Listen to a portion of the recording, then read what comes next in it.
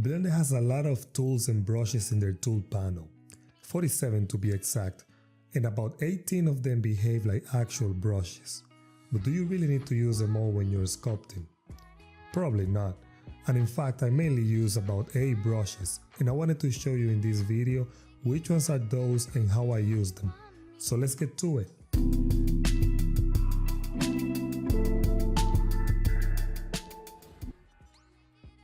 Sup everyone, I'm Nemesis from Ngo85. Welcome to my channel. Before getting started, as a disclaimer, please view my videos not as a how to do things, but as a how I do things, expecting that you can take the positives from them and implement them on your own work. During my explanations, the time-lapse of the dragon model will be covered by some video examples, but you can enjoy the full time-lapse at the end of this video, so please stay tuned. On screen you can now see the brushes I use all the time, and I would like to start with the one I believe all of us use the most, which is the grab brush. By Blender's definition, this brush drags geometry across the screen following the cursor. This is the brush you will use at the very beginning of your model to shape it by pushing and pulling the mesh. One of the ways in which I like to use it is in the projected mode.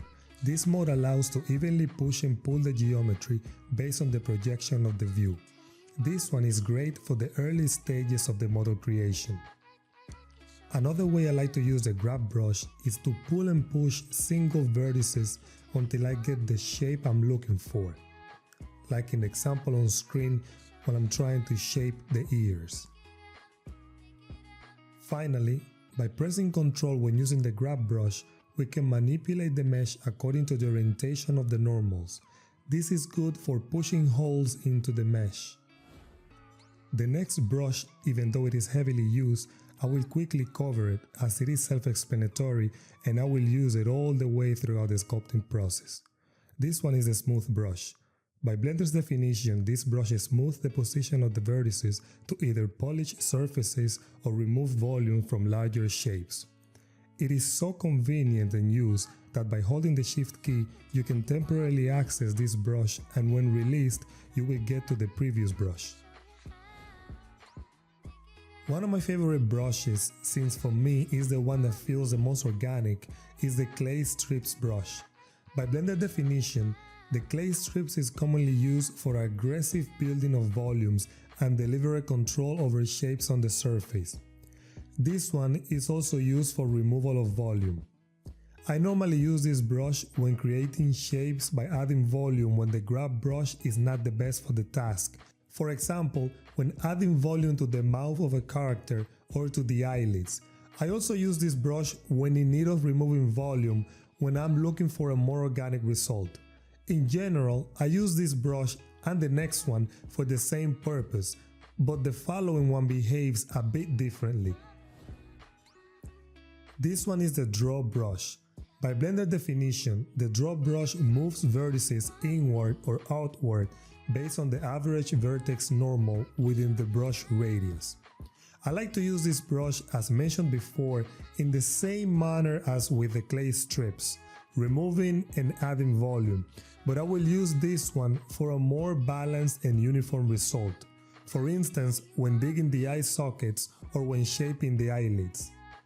Because of the tube-like shape, I also tend to use this brush when in need to represent bones and tendons like I did for the dragon. Another great use, and the most important for my current workflow, is to use VDMs and alpha brushes. These I will use in combination with the multi-res modifier to add detail quickly. Achieving these results with just the regular brushes will be tedious and time-consuming. Now is the turn for the scrape brush. This is the brush I will use to flatten areas when I want to define the plane changes, for instance on the cheeks or the side of the head. I also use it to flatten the inner parts of the eyelids. By Blender's definition, this one is similar to the flattened brush, but only pushes surfaces downward to the medium height. This brush is my go-to when I want to give a stylized look to my model. I am placing the next two brushes together, because I use them in the same areas of the model, with a difference that one is used in early stages and when I'm trying to achieve a more pronounced result, and the other one I use it at a later stage to refine what has been done with the first one or when looking for a more fine result. These are the Draw Sharp and Crease brushes.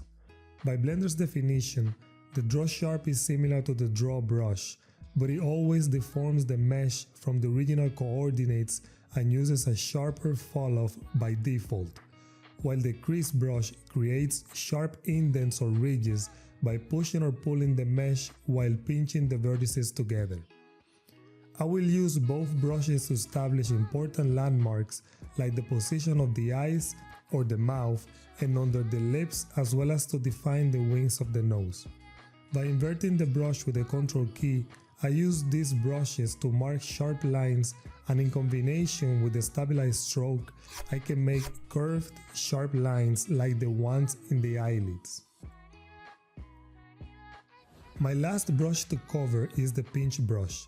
By definition, it pulls geometry towards the center of the brush or magnifier when pressing Ctrl.